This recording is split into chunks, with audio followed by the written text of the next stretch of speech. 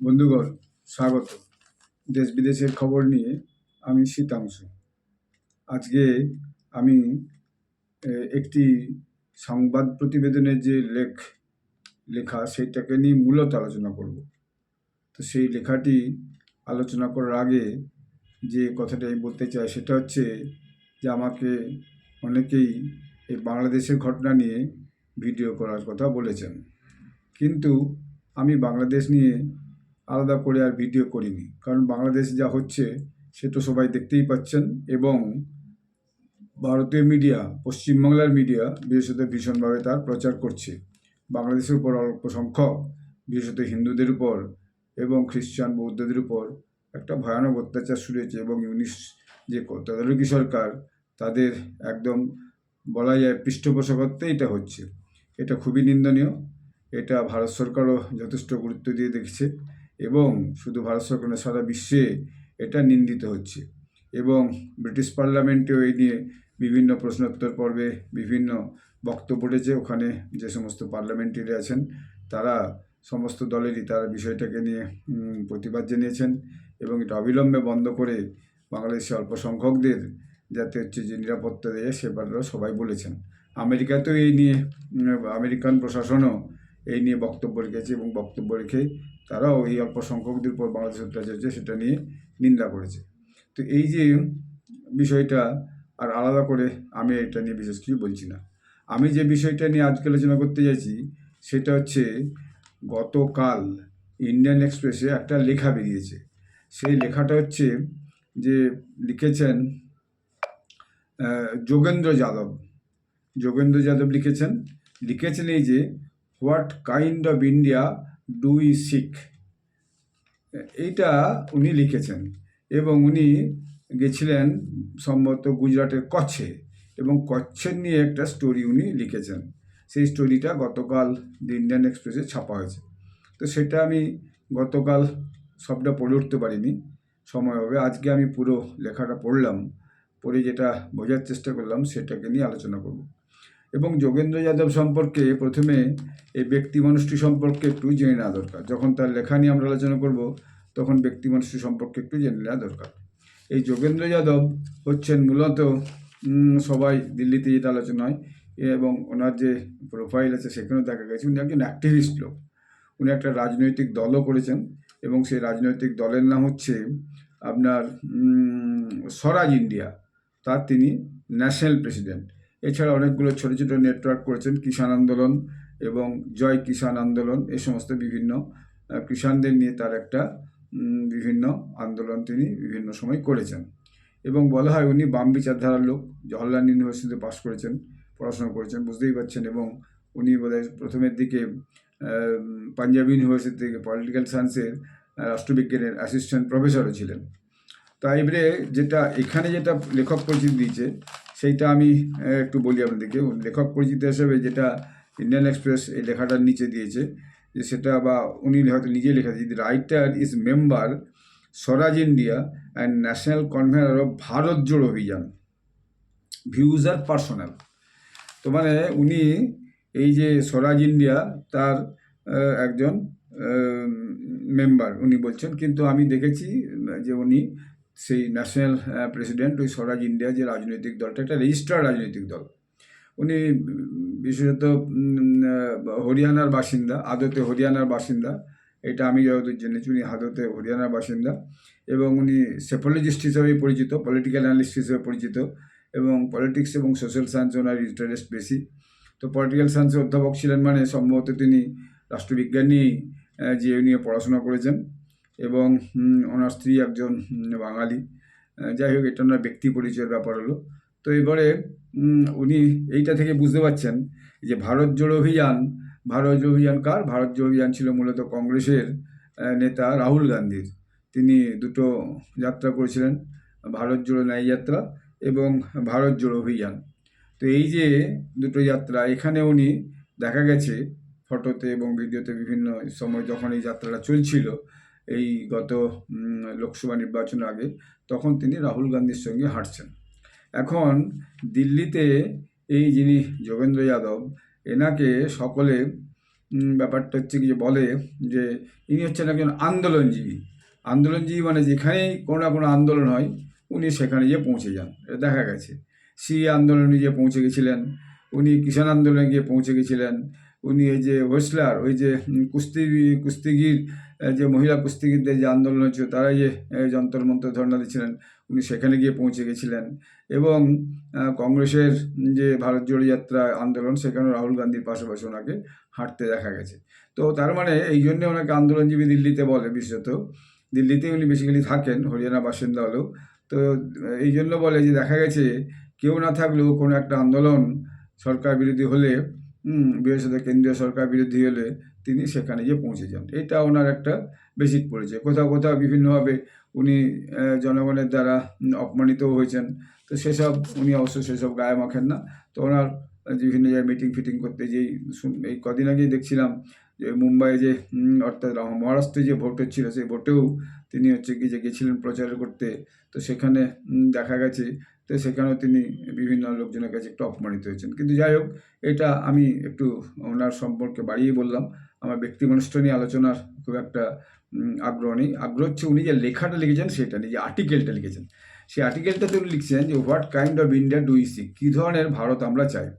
In কচ at a gathering of organization, this and other big questions are a daring to imagine alternatives to modern development. যে আজকের দিনে উন্নয়নটা কী চোখে দেখা হবে, এটা ওনার বক্তব্য। আজকের দিনে উন্নয়নটা কী চোখে দেখা হবে, অর্থাৎ উনি সেখানে দেখেছেন যে সেখানে একটা কচ্ছ তো আপনাদের গুজরাটের, আমাদের ভারতের পশ্চিম প্রান্তে অবস্থিত গুজরাট জেলার কচ্ছ। এবং কচ্ছ একটা সমুদ্র তীরে ওটা একটা মরুভূমি এলাকাও বলা যায়, একটা বিস্তীর্ণ অঞ্চল মরুভূমি আছে, যদি এখন আস্তে আস্তে চরিত্র পাল্টেছে। এবং ভুজ হচ্ছে তার সেই জেলা শহর।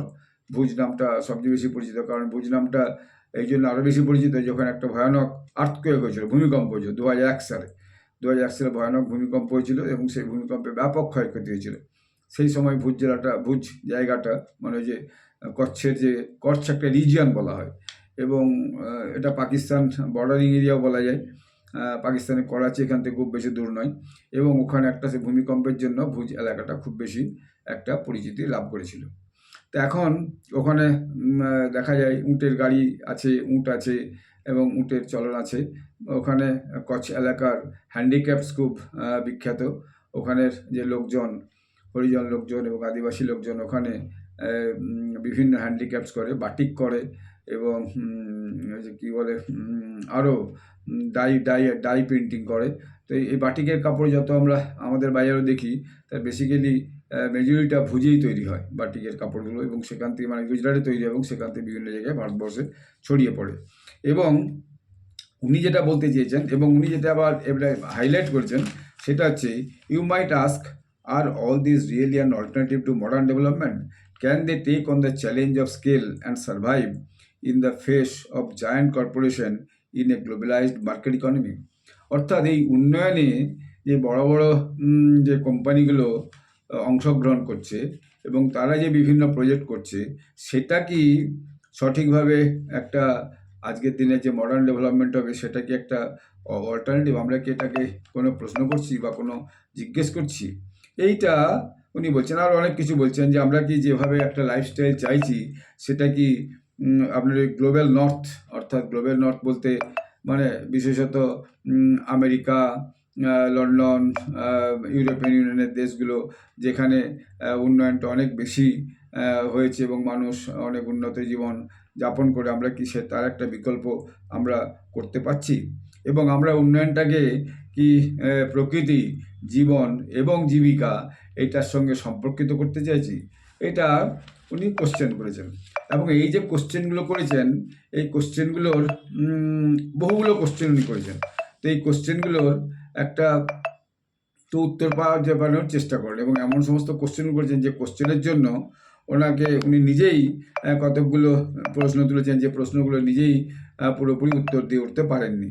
এখন এই যে অবস্থাটা, উনি আবার এখানে একটা জিনিসকে টেনে এনেছেন, সেটা হচ্ছে উনি প্রথম হচ্ছে ন্যাশন স্টেট কনসেপ্টটাকে একটু প্রথমেই বলেছেন, যে ন্যাশন স্টেট যেখানে একটা দেশে একটা রাষ্ট্র থাকবে, একটা বাউন্ডারি থাকবে, একটা সরকার থাকবে এবং বিভিন্ন গোষ্ঠীর মানুষজন সেখানে থাকবে। এইটা উনি একটা কথা ন্যাশন স্টেটটা উল্লেখ করেছেন এবং উনি বলছেন যে ওখানে 10-12টা সংগঠন মানে মূলত যারা development non government organization NGO, তারা একটা ওখানে বিকল্প সঙ্গম বলে একটা অনুষ্ঠান করেছিল এবং সেই বিকল্প সঙ্গম অনুষ্ঠানে উনি হচ্ছে কি যে এই বিভিন্ন জিনিস দেখেছেন যে সেখানে বহু অর্গানাইজেশন বিভিন্ন জায়গা থেকে, কর্ণাটক থেকে, মহারাষ্ট্র থেকে, বিভিন্ন জায়গা থেকে ওখানে এসে ওখানে হাজির হয়ে এবং সেখানে বিভিন্ন রকমের যে মডেল, ডেভেলপমেন্ট মডেল, সেই মডেলগুলো তারা পেশ করেছেন। Agriculture related model, handicap related model, মানে যে শিল্প সংক্রান্ত বলে বিভিন্ন মডেলগুলো উনি সেখানে দেখেছেন এবং দেখে বলছেন যে এখানে কিন্তু অনেক মডেল হচ্ছে, এগুলোকে অনেক বেশি আরও মানুষের কাছকে পৌঁছানো দরকার এবং করা দরকার। এবং ওখানে যে দুটো কমিউনিটি আছে মালধারিজ, তাদের কথা বলেছেন যে তাদেরকে এগ্রিকালচারের সঙ্গে যুক্ত করে তাদের জীবন জীবিকার উন্নত করা যেতে পারে। এবং আরেকটা যে খামির কমিউনিটি বা খাত্রি কমিউনিটি, তারা ওই টাই ডাই ব্লক প্রিন্টিং এবং বাটিক এ সমস্ত করে, তাদের নেটওয়ার্কের মাধ্যমে একটা বড় জায়গায় কিন্তু পৌঁছে দেওয়া যায়।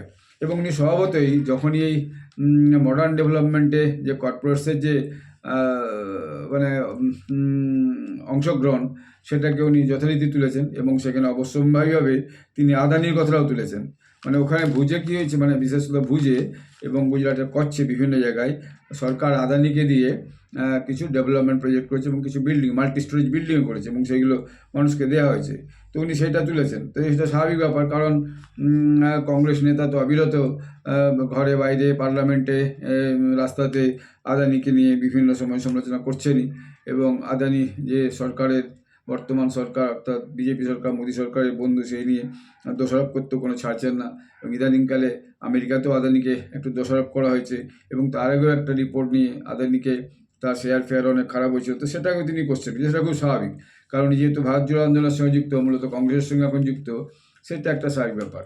তবে একটা বিষয় হচ্ছে যে উনি আজ পর্যন্ত বিভিন্ন জায়গায় ভোটে দাঁড়িয়েছেন কিন্তু কোনো ভোটেই জয়লাভ করেনি।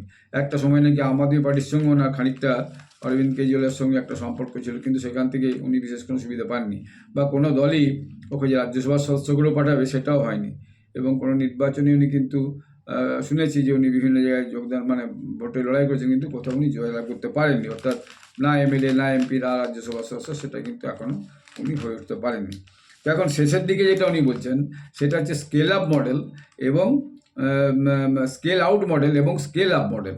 এখন স্কেল আউট মডেল আর স্কেল আপ মডেল হচ্ছে, উনি বলছেন ওখানে যে মডেলগুলো দেখানো হচ্ছে সেই মডেলগুলোকে একটা নেটওয়ার্ক করে স্কেলিং করে, হরাইজন্টাল স্কেলিং করে সেটাকে আরও অনেক বেশি মানুষের কাছে এই উন্নয়নের সুবিধাটাকে পৌঁছে দেওয়া যায়, যে মডেলগুলো হয়েছে, এটা উনি বলছেন। এবং বলছেন এবারে স্কেল আপ মডেল হচ্ছে একটা বিজনেস মডেল, যেটা স্টার্ট আপ দিয়ে শুরু হয়ে তারা একটা ম্যাচিওর বড় বিজনেসের দিকে যায়।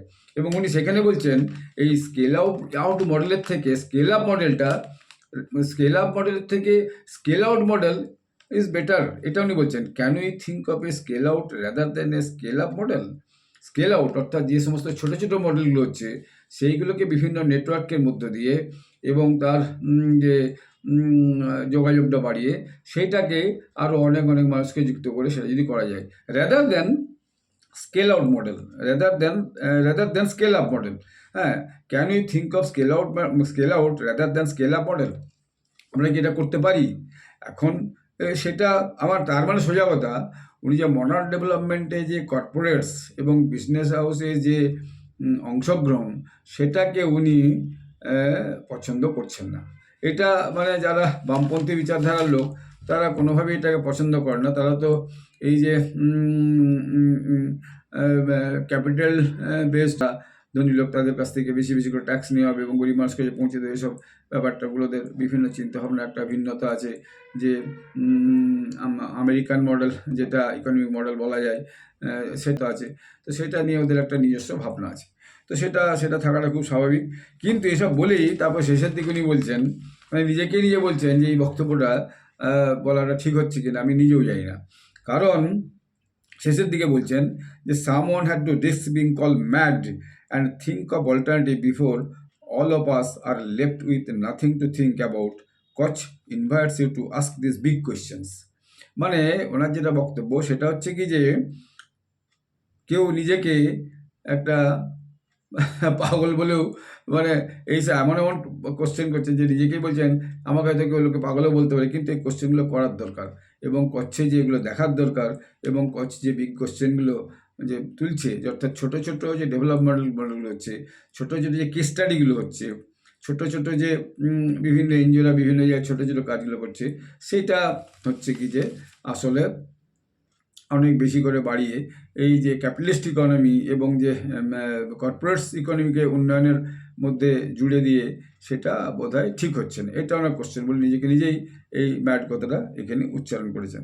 তো যাই হোক, আরও অনেক একটা মস্ত বড় আর্টিকেল এটা লিখেছেন উনি, এবং এখানে একটা গাছের ছবিও দেওয়া আছে যার মধ্যে বিভিন্ন প্রান্তে বিভিন্ন জীবজন্তু মানুষের ছবি দেওয়া আছে, অর্থাৎ ইকোলজিক্যাল একটা ভারসাম্য বোঝানোর চেষ্টা করছেন, যেখানে সবাইকে একটা উন্নয়নের ধারার মধ্যে তুলে নিয়ে যায়, এটা এরকম জাতীয় একটা ছবিও দেওয়া আছে। তো সেটা আমি দেখলাম। এখন আমার বক্তব্য হচ্ছে যে এই যে আমাদের মতো একটা দেশ, একটা উন্নয়নশীল দেশ ভারত, এবং এই ভারত উন্নয়নশীল দেশ, যে দেশটা দীর্ঘদিন যাবৎ বাইরের লোকের আক্রমণে অনেকটা ধ্বংস হয়েছে, ক্ষতি হয়েছে, এবং ব্রিটিশরা যেখানে যেভাবে এখানে 250 বছর রাজত্ব করে এই দেশটাকে শোষণ করেছে, 140 কোটি দেশের মানুষ, এবং এখানে তারা আবার বিভিন্ন কাস্ট গ্রুপ থেকে আছে, বিভিন্ন রিলিজিয়ান গ্রুপ থেকে আছে, বিভিন্ন লাইভলিহুড প্র্যাকটিস থেকে আছে, এবং বিভিন্ন লিভিং কন্ডিশনে আছে, এবং তাদের যে অ্যাসপিরেশনসগুলো, the aspirations are quite different of different groups. দেখুন, রুরাল ইন্ডিয়া একরকম, আরবান ইন্ডিয়ার একরকম, এবং হচ্ছে যে রুরাল ইন্ডিয়ার একদম এক্সট্রিম রুরাল যারা, ঠিক আছে, তারা আরেক রকম, হ্যাঁ, প্রিমিটিভ ট্রাইব যারা আছে তাদের আরেক রকম। তো এই যে জীবনযাত্রার মধ্যে যে ভেরিয়েবলসগুলো, it's a huge difference of variables among the people. দেখুন, আমি নিজেও ব্যক্তিগতভাবে এই উন্নয়ন সেক্টরে 40 বছর ধরে যুক্ত আছি, এবং আমি 20 বছর খুব intensive education, health, livelihood development এবং ল্যান্ড ওয়াটার ম্যানেজমেন্ট নিয়ে কাজ করেছি, একদম গ্রাম স্তরে কাজ করেছি।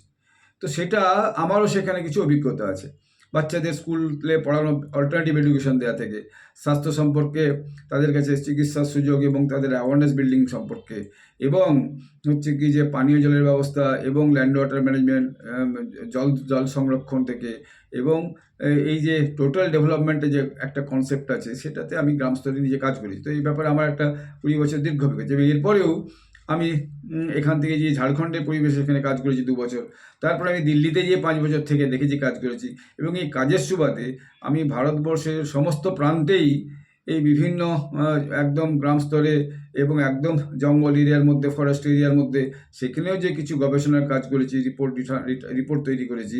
তো আমারও মনে হয় যে কোনো একটা পার্টিকুলার ডেভেলপমেন্ট মডেল ভারতবর্ষে কিন্তু এই সব মানুষের উন্নয়ন করতে পারবো, কারণ অ্যাসপিরেশনসগুলো ভিন্ন। যে খুব গরিব মানুষ, তার অ্যাসপিরেশনস হচ্ছে আমি যাতে দুবেলা খেতে পাই, সরকার তাদের জন্য একটা রেশন দেওয়ার ব্যবস্থা করছে, অর্থাৎ একটা সাপোর্টিভ একটা যাতে ফুড সিকিউরিটি হয়, ঠিক আছে। যারা মধ্যবিত্ত, তাদের ভিন্ন রকমের অ্যাসপিরেশনস, তারা আর একটু উন্নত জীবনযাপন করতে চায়, ঠিক আছে। যারা আবার একটু উচ্চ মধ্যবিত্ত, অর্থাৎ ইনকাম ক্যাটাগরি হিসেবে আমরা যদি ধরি, যারা উচ্চ মধ্যবিত্ত, তাদের লাইফস্টাইলটা আবার অন্যরকম। আর যারা প্রচুর ধনী লোক বা কর্পোরেটস লোক, বড় বড় বিজনেস হাউস, সেখানে যারা কাজ করে এবং সেখানকার মালিক, তাদের চিন্তাধারা বিভিন্ন উচ্চারণ, বিভিন্ন ভিন্ন ধরনের। আপনি যদি এখানে বাসে করে যান, সেখানে এক ধরনের মানুষ দেখতে পাবেন। এখানে যদি সাধারণ ট্রেনে যান, লোকাল ট্রেনে যান, সেখানে এক ধরনের মানুষ দেখতে পাবেন। এখানে যদি বন্দে ভারত এক্সপ্রেসে যান, সেখানে আরেক ধরনের মানুষ দেখতে পাবেন। আবার আপনি এয়ারপোর্টে যান, এয়ারপোর্টে যে ফ্লাইটে করে এক জায়গা থেকে আরেক জায়গায় যেতে চান, সেখানে আবার আরেক ধরনের মানুষ আসতে পারেন। এই যে ভ্যারাইটি অফ, এই যে একটা সমাজের মধ্যে মানুষ বসবাস করছে, এইখানে একটা কোনো পার্টিকুলার মডেল সেইটাকে দিয়ে একটা সরকার কখনোই একটা নির্দিষ্ট লক্ষ্যে সমস্ত মানুষের কাছে সুযোগ সুবিধাগুলো পৌঁছে দিতে পারবে বলে আমিও মনে করি না। এখানে পরিস্থিতি অনুযায়ী, ব্যবস্থা অনুযায়ী বিভিন্ন ক্যাটাগরির জন্য বিভিন্ন ধরনের প্রোগ্রাম এবং বিভিন্ন ধরনের সুযোগ সুবিধা এবং বিভিন্ন ধরনের এমপ্লয়মেন্টের সুযোগ এবং প্রোডাকশন, উৎপাদনের সুযোগ করে দেওয়া, সেটা কৃষি থেকে শুরু করে স্মল ইন্ডাস্ট্রি থেকে বিগ ইন্ডাস্ট্রি, সেটা কিন্তু যদি মানে সামগ্রিকভাবে লেগে থাকা না হয়, তাহলে শুধু একটা পার্টিকুলার ওই ছোটো ছোটো মডেলগুলো, কেউ একটা ছোট্ট ফার্ম করে সেখানে ওই উনি লিখেছেন সেটা, কেউ একটা ছোট্ট ফার্ম করেছে, সেখানে সে হচ্ছে কি যে ওই আপনার বায়ো পেস্টিসাইডস, বায়ো ফার্টিলাইজার দিয়ে সেখানে উৎপাদন করেছে এবং সেটা খুব ভালো হয়েছে। সেটাকে যদি আরও অনেক হচ্ছে যে ওই যেটা বলছেন স্কেল আউট করা যায়, তো সেটা একটা ছোট মডেল। এইটাকে সারা দেশেই যে শ্রীলঙ্কাতে দেখেছি, নেপাল নয়, শ্রীলঙ্কায় দেখেছি, সেখানে একটা মানুষের যে খাদ্যের চাহিদা ছিল, সেই খাদ্যের চাহিদা পূরণ না করতে পারার জন্য নেপালে কিন্তু একটা মস্ত বড় ক্রাইসিস হয়েছিল এবং সেখানে রেজিম চেঞ্জ হয়ে গেছে। তো এই যে তো সেই বিষয়টা অনেকগুলো দেখতে হবে। আজকে যদি বাংলাদেশের অবস্থা দেখি, বাংলাদেশে একটা সময় এখন যে প্রফেসর ইউনূস এসেছেন তত্ত্বাবধায়ক সরকার প্রধান হিসেবে, তিনি বাংলাদেশ গ্রামীণ ব্যাংকের নাকি একটা বিশাল মডেল ছিলেন এবং বাংলাদেশ গ্রামীণ ব্যাংকের একটা কর্ণধার ছিলেন। বাংলাদেশ গ্রামীণ ব্যাংক নিয়ে সবাই গর্ব করতো এবং ডেভেলপমেন্ট সেক্টর খুব আলোচনা করতো।